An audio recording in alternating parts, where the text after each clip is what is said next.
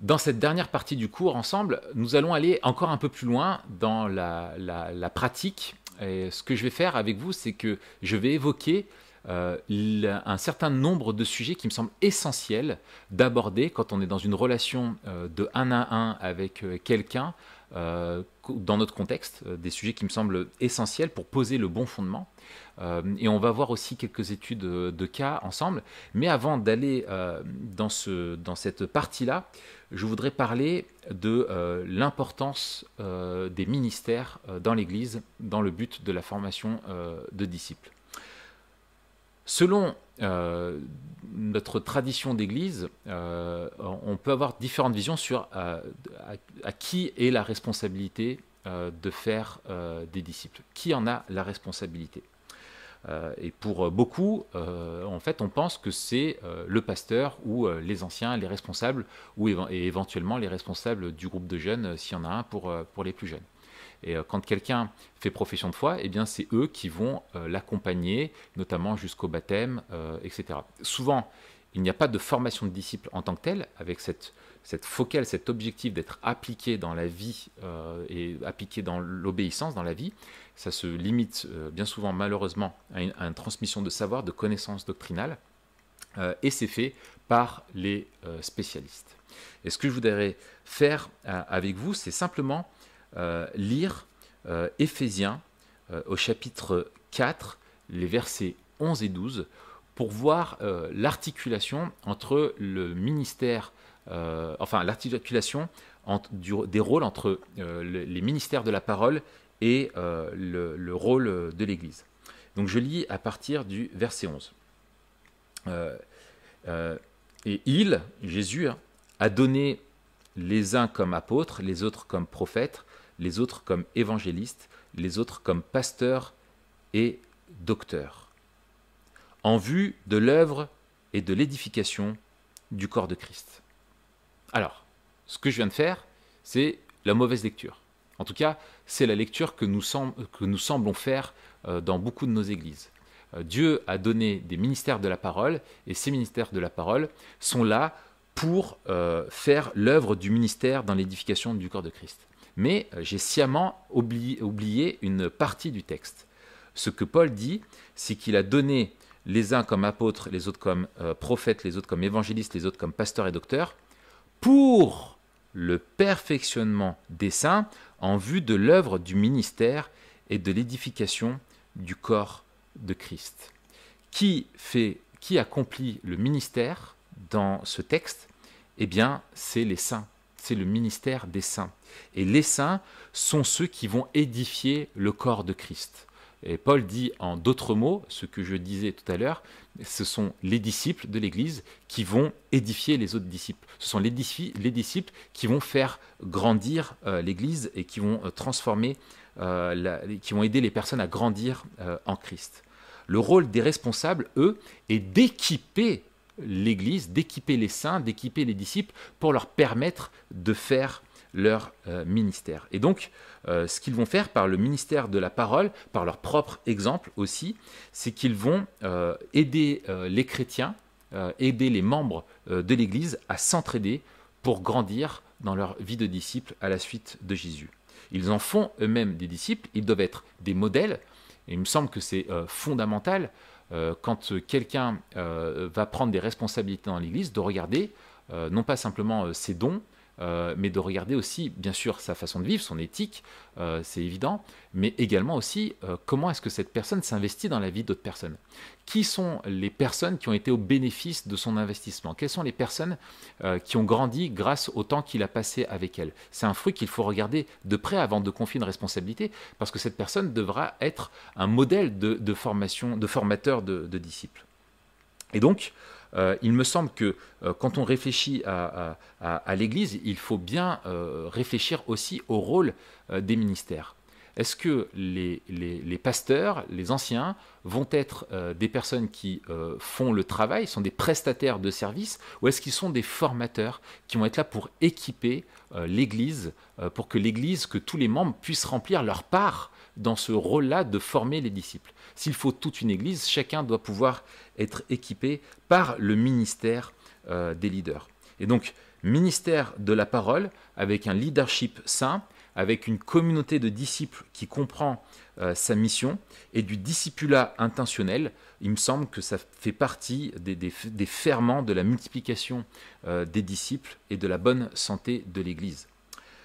Je voudrais donc maintenant venir avec vous sur les sujets, les grands enjeux de la formation de disciples aujourd'hui. Quels sont les sujets qui doivent être balayés afin de poser les bons fondements? Alors, si vous n'avez pas le temps de tout noter ce que je vais partager ici, sachez, c'est les petites 2 minutes de pub sur le site de toutpoursagloire.com sur lequel j'ai l'habitude d'écrire. Eh bien, nous avons créé une formation qui est gratuite, qui est en ligne, une formation de disciples qui est clé en main. Et je reviendrai là-dessus juste après. Et tous les sujets que je vais évoquer là se retrouvent dans cette formation. Elle s'appelle Suivre Jésus, à ne pas confondre avec Vivre pour Jésus, qui est le livre dont je vous ai parlé précédemment. Alors, quels sont les grands enjeux de la formation de disciples aujourd'hui? J'en identifie 14 auxquels on pourrait rajouter d'autres. Et je voudrais simplement les énoncer et les commenter. Le premier, bien sûr, c'est celui de la vie de disciple. C'est quoi vivre en disciple? De bien faire comprendre et partir, comme nous l'avons fait dans ce cours, de l'appel de Jésus. Est-ce que la personne qui a placé sa foi en Jésus-Christ a bien compris quel était l'appel que Jésus lui lançait? Que nous lui avons dit? Que lui avons-nous dit? Est-ce simplement il y a un Dieu qui est bon et qui veut te pardonner tes fautes et vis comme tu veux, ou est-ce que nous lui avons appelé à suivre Jésus? Deuxième sujet qui me semble essentiel, bien sûr, c'est de vivre le salut par la grâce au moyen de la foi. Le salut par la grâce au moyen de la foi fait partie des fondements de bien comprendre que nous ne sommes sauvés qu'en vertu de l'œuvre de Christ seul accomplie sur la croix. Qu'y a-t-il derrière la croix? Donc c'est ce qu'on appelle la sotériologie, et c'est essentiel d'affermir la personne dans la compréhension de son salut, dans sa compréhension de l'évangile, c'est fondamental. Troisième sujet, c'est l'Église locale.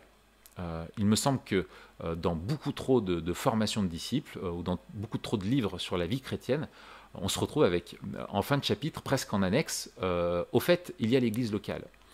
Il faut faire comprendre à la personne que l'Église locale n'est pas simplement un plus de la vie chrétienne, un à côté, tu es sauvé, et au fait, il y a une Église locale qui est là comme étant un petit peu un club qui peut t'aider si tu as besoin, ou dans lequel tu vas pour consommer des services qui sont intéressants pour toi. Non, quand nous sommes sauvés, nous sommes intégrés à la famille de Christ. L'Église est le but de notre... L'Église fait partie de l'Évangile. Il est le but de nous sommes intégrés à la famille de Jésus. Et il n'y a pas d'union avec Christ sans union avec le corps de Christ. Et donc, l'intégration dans une vie d'Église est essentielle. Nous devons faire comprendre ce qu'est l'Église aux personnes qui sont avec nous, l'importance pour leur croissance, comment l'écosystème de l'Église est indispensable pour elles, leur traduire, leur faire une herméneutique de ce qu'est l'Église. Les aider à faire l'expérience de la communion fraternelle. C'est parfois pas facile de s'intégrer dans une vie communautaire, et donc nous devons être là pour les aider à s'intégrer, et puis les introduire aussi dans le service, et bien sûr dans l'adoration communautaire, la pratique des ordonnances, etc. Quatrième sujet qui me semble important de poser dès le début de la vie chrétienne, c'est le but ultime. Quel est le but ultime de la vie chrétienne? Est-ce que vous-même vous êtes au clair sur ce but-là? Il me semble que le but ultime de la vie chrétienne est de vivre pour glorifier Dieu. Et nous trouvons notre plaisir dans le fait de chercher à glorifier Dieu en toutes choses. Plus nous glorifions Dieu, plus il se réjouit en nous. Et nous apprenons à glorifier Dieu en trouvant notre plaisir en lui. Et c'est un but qui est transcendant à toute la vie chrétienne. Tout ce que nous vivons est là pour la gloire de Dieu. Pourquoi nous suivons Christ? Pour glorifier Dieu. Parce que Christ vivait à la gloire de Dieu, et en suivant Christ, nous glorifions Dieu. Et donc de donner le but de la vie chrétienne me semble fondamental dès le début. Je me souviens quand j'ai découvert, au travers de mes lectures, notamment grâce aux écrits de John Piper, quand j'étais jeune chrétien, le but de la vie chrétienne était de prendre plaisir en Dieu, et que plus nous prenions plaisir en Dieu, plus il était glorifié dans nos vies, ça a été une révolution pour moi. Et je me dis, mais si j'avais compris ça plus tôt, ça aurait été extraordinaire. Le cinquième sujet qui me semble important, c'est d'expliquer la seigneurie de Jésus-Christ, et spécifiquement la seigneurie de Jésus-Christ. Nous, évangéliques, avons énormément mis l'accent, à juste titre, sur Christ sauveur, mais si Christ n'est pas Seigneur, il ne peut pas être sauveur. C'est parce qu'il est Seigneur qu'il peut nous sauver. Et que fait celui qui nous sauve? Eh bien, il est celui qui nous rachète. Nous lui appartenons. Et nous devons insister que nous sommes appelés à vivre pour celui à qui on appartient. Toute l'éthique découle de la seigneurie de Jésus-Christ. Il a autorité sur notre vie et nous devons faire ce qu'il nous demande. C'est lui qui dit ce qui est bon pour nous de ce qui ne l'est pas. Sixième point qui me semble essentiel à aborder est celui de la dynamique de la sanctification. Nous sommes totalement justifiés à notre conversion et nous sommes progressivement sanctifiés, transformés à l'image de Jésus-Christ de jour en jour. Expliquer la dynamique de la sanctification est fondamental. Surtout expliquer qu'elle est relationnelle. La sanctification découle de notre relation avec Dieu grâce à l'œuvre du Fils et par l'œuvre de l'Esprit en nous. Nous devons donc expliquer qu'il y a cette transformation où nous sommes toujours encore pécheurs, à la fois saints et pécheurs, et comment nous devons apprendre à lutter contre le péché et comment l'Esprit va nous transformer. Au début de notre vie chrétienne, on peut être vraiment découragé par les petits pas qu'on fait seulement dans notre obéissance. On chute souvent dans certains péchés et finalement c'est le cas tout au long de notre vie chrétienne. Nous luttons tout au long de notre vie chrétienne. Nous devons expliquer quels sont les grands enjeux de la sanctification et comment le Dieu qui nous a sauvés est celui qui va lui-même nous transformer petit à petit. Quel est son rôle à lui et quel est notre rôle à nous et comment nous pouvons ensemble vivre une sanctification qui est également communautaire. Ensuite, l'importance de l'amour du prochain et de l'amour de ses ennemis. L'éthique sociale dans nos relations est fondamentale. Comment aimer son prochain? Qu'est-ce que ça veut dire? Il faut savoir que nous avons beaucoup de personnes qui viennent à Christ et quand on leur parle de l'amour du prochain, que toute la loi de Dieu se résume à aimer Dieu et aimer notre prochain, souvent elles vont venir avec comme réponse: oui, mais avant tout ça, il faut apprendre à s'aimer soi-même, car si on ne s'aime pas soi-même, on ne peut pas aimer Dieu et pas aimer le prochain. On est une société qui a complètement psychologisé le moi, où nous sommes totalement égocentrés et notre amour cherche à aller à nous-mêmes avant tout. Mais les Écritures proposent un autre modèle. Nous devons d'abord tourner nos yeux vers Dieu, apprendre à l'aimer et apprendre à aimer les autres. C'est comme ça que nous sommes appelés à vivre et c'est ce qui va nous transformer. Et donc nous devons montrer concrètement ce que cela veut dire. Qu'est-ce que ça implique aimer son prochain quand c'est pas facile? Comment vivre des relations qui sont à la gloire de Dieu dans toutes les sphères de notre vie. C'est un immense défi. Ensuite, huitième point qui est important est celui de l'eschatologie. L'eschatologie a pour longtemps, et les choses changent, je trouve que c'est quelque chose de très bénéfique, l'eschatologie a été résumée pendant beaucoup trop de temps à essayer de deviner non seulement quel est le bon schéma eschatologique, le bon schéma interprétatif de la fin des temps, avec toutes les questions sur le millénium, ou sur la question de quand est-ce qu'il va revenir, qu'est-ce qui va se passer, etc., comme si on parlait de science-fiction. Mais le règne de Christ, le royaume de Christ, est un royaume qui est inauguré. Nous n'avons jamais été aussi proches de la fin qu'aujourd'hui, et qu'au moment où vous regardez cette vidéo, et nous sommes dans une dynamique, et c'est ce vers quoi nous allons. Nous sommes sauvés, nous devons vivre selon le but de Dieu qui est celui de nous amener avec lui dans une nouvelle création avec laquelle nous devons vivre. Et nous sommes appelés à vivre aujourd'hui selon ce modèle-là.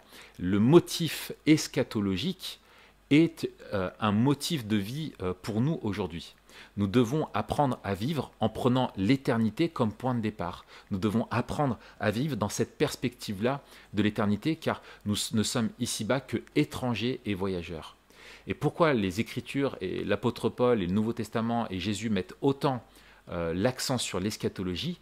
Eh bien, pour motiver notre éthique aujourd'hui et motiver notre espérance, notre résilience dans ce monde qui est difficile. Notre habitus est celui du royaume de Dieu et vers le royaume vers lequel nous allons et que nous attendons. Et c'est vraiment important de le rappeler à notre époque tellement matérialiste, où nous sommes tellement ancrés dans le présent et où on ne pense pas souvent à la mort et à l'après, à ce qui nous attend et au retour de Christ. 9e point, essentiel, nous devons apprendre à vivre l'intimité avec Dieu. Quel est le rôle de la parole de Dieu au quotidien? Comment apprendre à lire la parole? Comment apprendre à la méditer? Comment apprendre à prier? Comment apprendre à prier au quotidien? Nous avons besoin de temps pour ça. Il ne s'agit pas simplement de faire un cours sur ce qu'est la prière. Nous avons besoin de prier encore et encore. Je sais que personnellement, quand je commence des entretiens avec quelqu'un, même déjà dans l'évangélisation, quand la relation a bien été tissée et que je vois quelqu'un en un, à la fin je demande à la personne si je peux prier pour elle et je prie pour elle. Et après quelques rencontres où j'ai prié pour elle, je l'invite à prier. Je lui dis maintenant, si tu veux bien, on va prier ensemble. Est-ce que tu veux prier? Et des fois même, je le dis, écoute, on va prier. Je te propose de commencer et puis je prierai ensuite. Et après, dans la formation de disciples, c'est systématique. Nous passons du temps ensemble dans la prière. Et nos relations doivent être saturées de prière pour apprendre à prier. Donc, vivre l'intimité avec Dieu. Comment la personne va développer vraiment cette relation intime avec le Père basée sur le modèle de Jésus et par l'Esprit. Dixième thème qui me semble essentiel, c'est ce que j'appelle de vivre une vie intentionnelle. Souvent, on résume la piété au temps où nous sommes, la Bible ouverte, en train de lire et de méditer la parole et dans un temps de prière. Or, nous sommes appelés à vivre en piété, à vivre d'une manière qui manifeste notre attachement à Dieu et notre vie pour Dieu. Et c'est ce que j'appelle la vie intentionnelle, c'est-à-dire de mettre de l'intention dans tout ce que nous faisons. Et si nous voulons, je prends un exemple concret, si nous voulons transmettre à quelqu'un l'importance de commencer sa journée en passant du temps dans la parole de Dieu et dans la prière, il faut réfléchir à toute la journée. Si on a l'habitude de se coucher à 2 heures du matin parce qu'on a regardé 15 épisodes de sa série Netflix et qu'en même temps on a décidé de se lever une demi-heure plus tôt pour passer du temps dans la Bible, il va peut-être tenir un matin, peut-être 2 matins, 3 matins si il est en bonne santé, et puis après ça ne va plus marcher. Nous avons besoin de réfléchir, d'avoir une vision intégrale de la vie chrétienne et de réfléchir comment nous devons vivre devant Dieu. Réfléchir aux différentes disciplines spirituelles.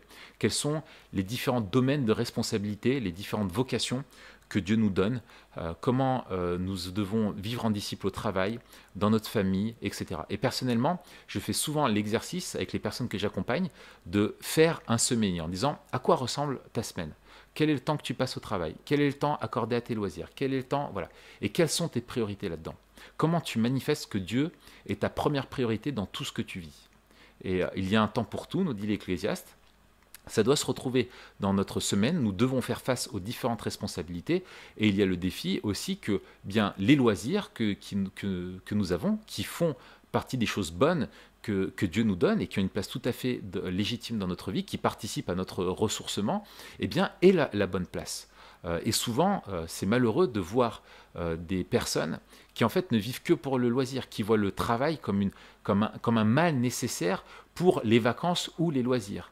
Et nous devons donc transmettre une vision renouvelée de la vie entière, de ce pourquoi est-ce que nous travaillons, pourquoi est-ce que nous nous reposons, pourquoi est-ce que nous passons du temps avec nos amis, pourquoi est-ce que nous...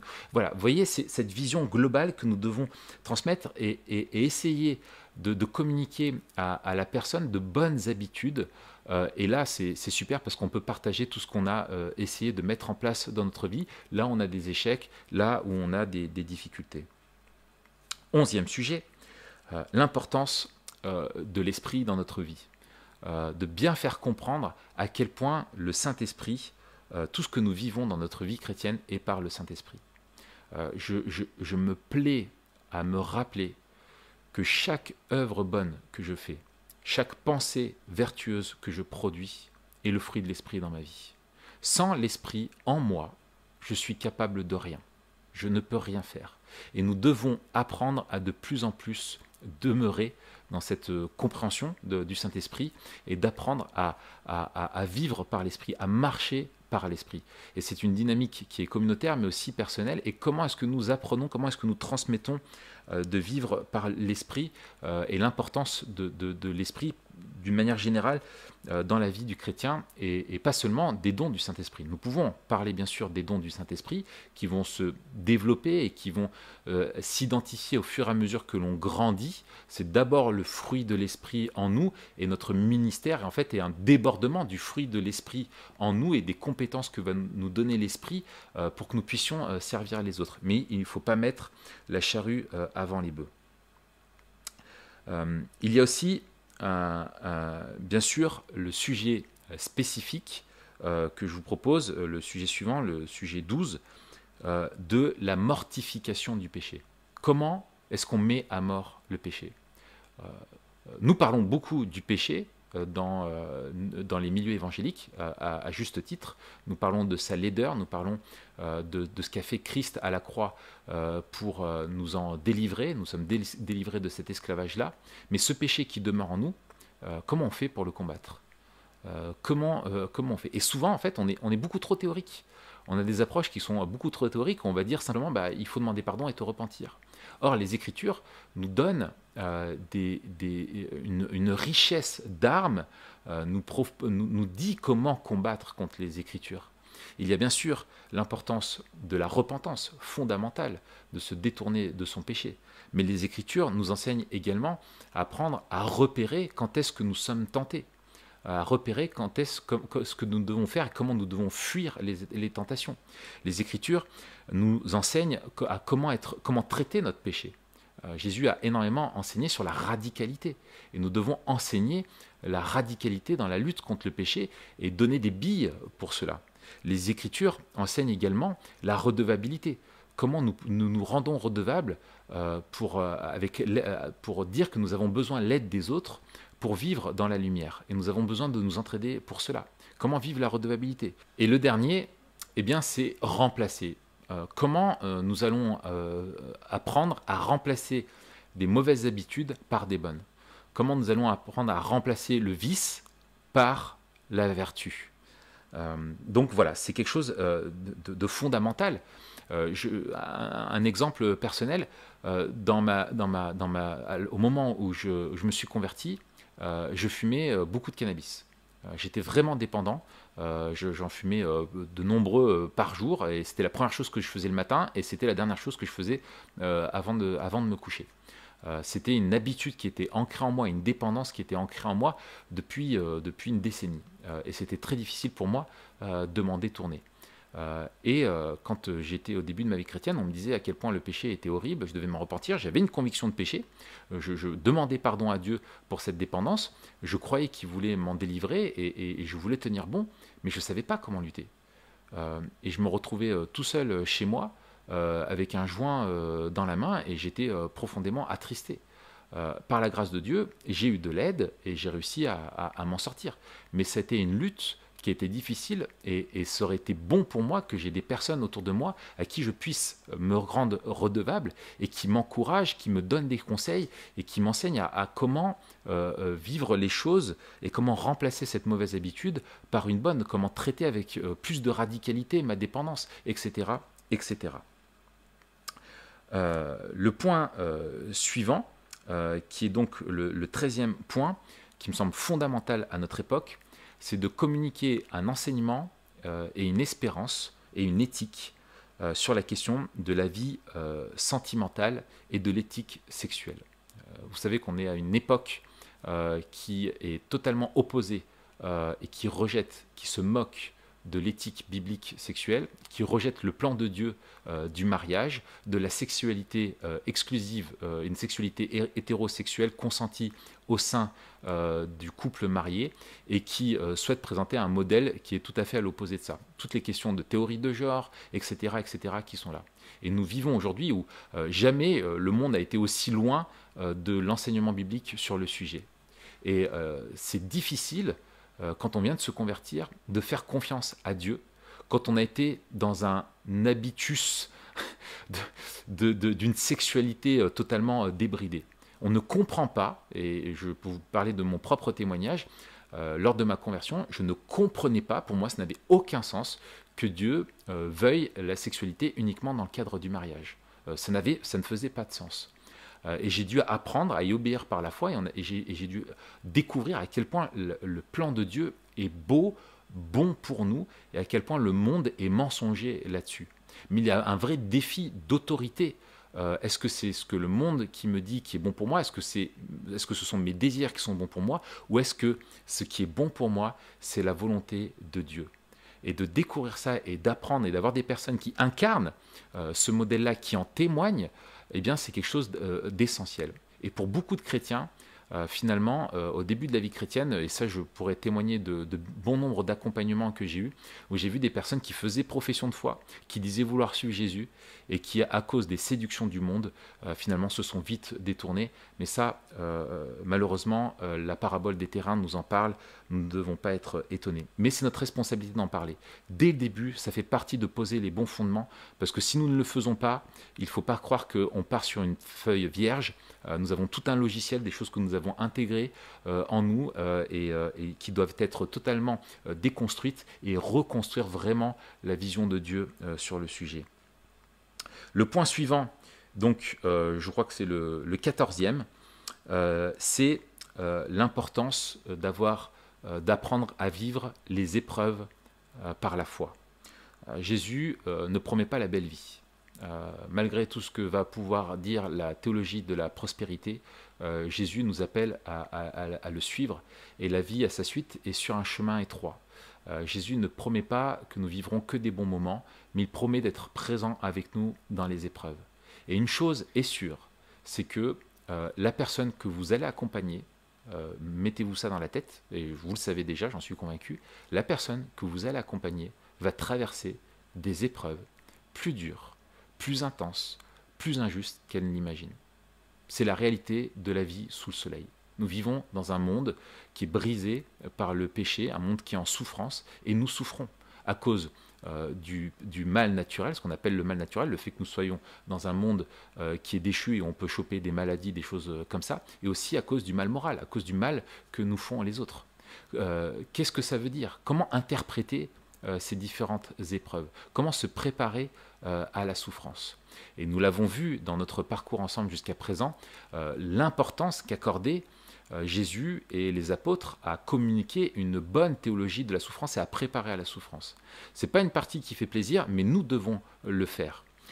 J'ai accompagné, il y a très peu, un jeune homme, dans le cadre, suite à sa conversion, dans le cadre de sa formation de disciple, un jeune homme qui a été diagnostiqué à la même période où il s'est tourné vers le Seigneur avec une grave maladie mentale.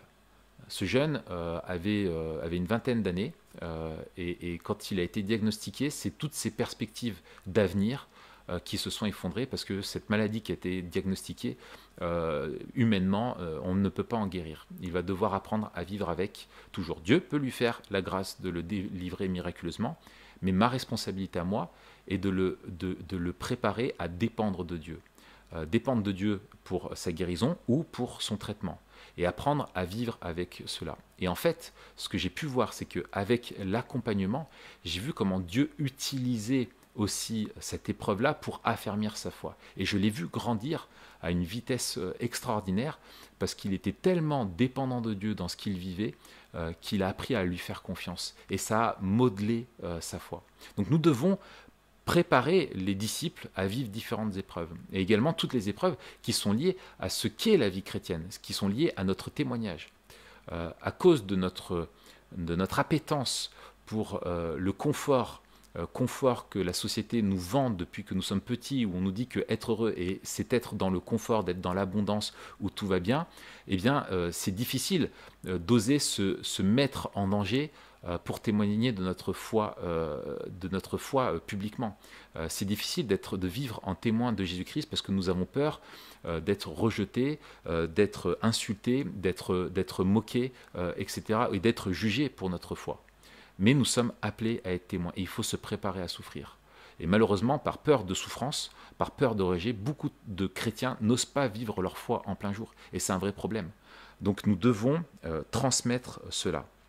Et ça m'amène au dernier point, c'est le 15e, c'est l'importance d'être un disciple qui fait des disciples.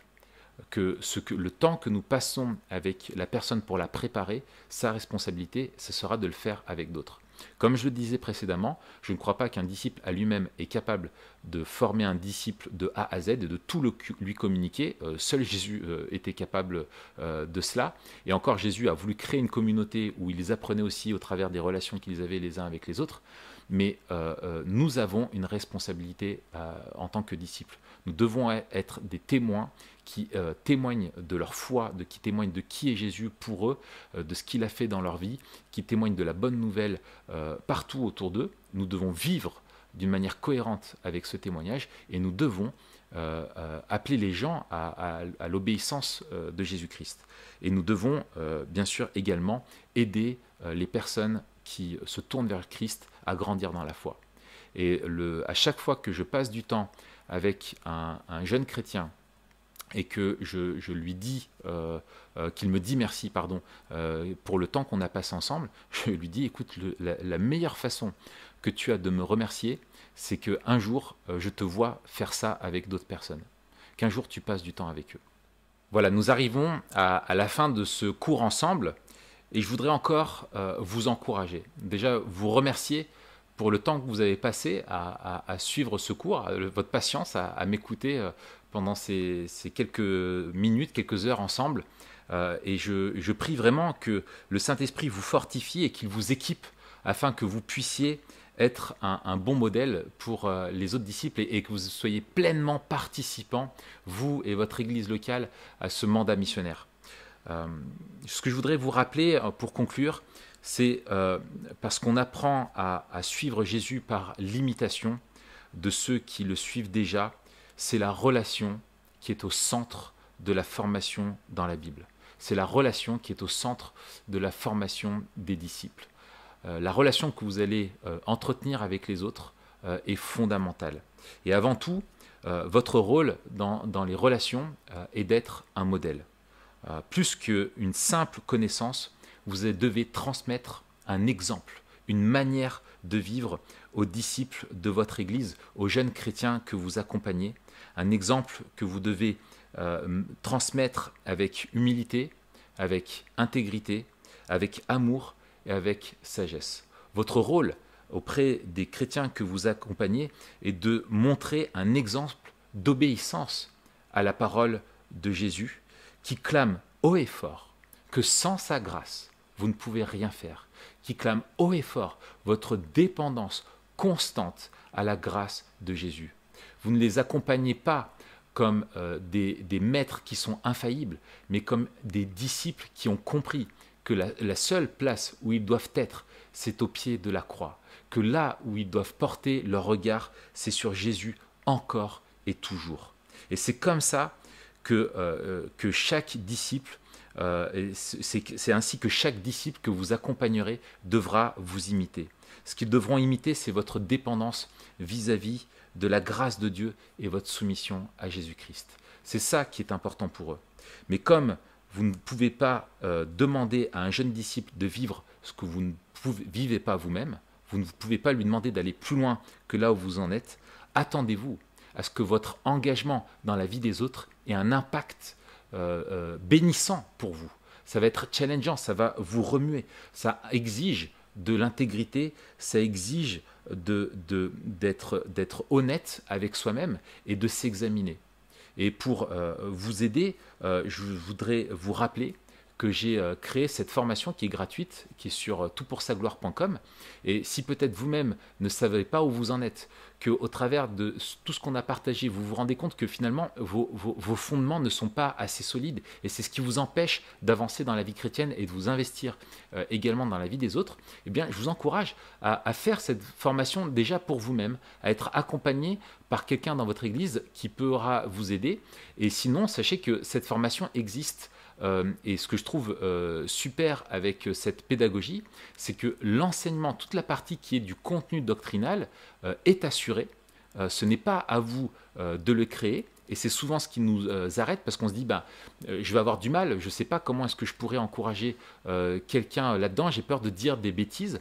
Et bien là, finalement, le fondement doctrinal est posé, et ce qui compte après, c'est le temps que vous allez passer avec la personne à échanger sur le contenu des vidéos qu'elle aura regardées et aux questions auxquelles elle aura répondu au préalable. Vous avez également tout un guide pour vous, qui est complet, spécialement pour la personne qui a le rôle de formateur, pour pouvoir accompagner les personnes. Je me souviens d'une membre de mon église, je voudrais vous citer cet exemple, une femme extraordinaire, qui a vécu une vie difficile, qui a connu un divorce, qui a connu plein d'épreuves terribles dans sa vie, mais qui a été dans tout ce qu'elle a vécu un exemple de foi, un exemple de prière, un exemple d'intégrité dans toutes les épreuves qu'elle a traversées. Et cette personne se sentait totalement disqualifiée, incapable, incompétente pour accompagner des plus jeunes sœurs, notamment dans la foi. Et en fait, en discutant avec cette femme, je lui dis, mais est-ce que tu réalises le modèle que tu es pour une jeune femme? Est-ce que tu réalises l'importance de ta foi, le modèle de foi que tu es, et comme tu as appris à prier?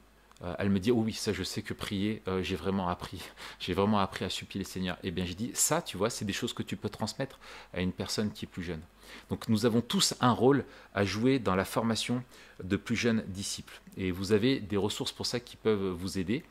Donc cette formation TPSG qui est là et qui vous permet d'être un soutien et de mettre l'accent, vous, sur votre rôle de modèle et d'exemple pour aider la personne. Elle se fait en église, elle peut être en petit groupe ou en tête-à-tête. Et le seul critère pour être une personne apte à accomplir cette formation, pour la donner, eh bien, en fait, c'est d'être soi-même déjà en chemin à la suite de Jésus-Christ.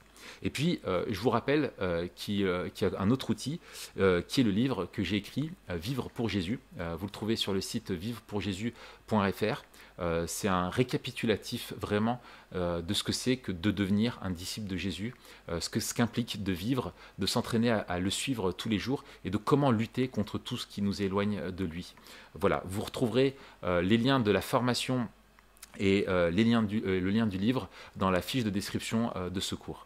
Merci pour ce temps passé ensemble et je prie que Dieu vous utilise pour que vous soyez en bénédiction et au service de la moisson dans ce monde qui en a tant besoin. Que Dieu vous bénisse.